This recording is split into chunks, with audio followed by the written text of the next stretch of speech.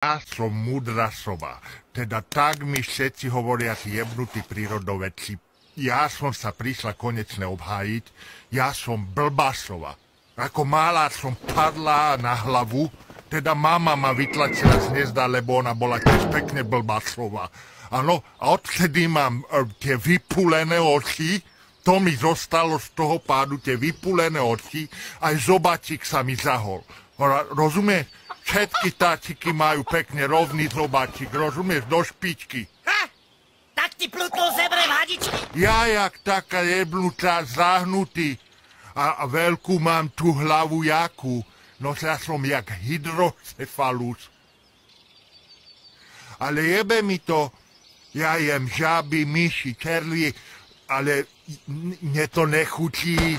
Ja to jem kvôli tým prírodovedcom, to mi oni nanútili. No tak im urobím tú radosť, ne? Ja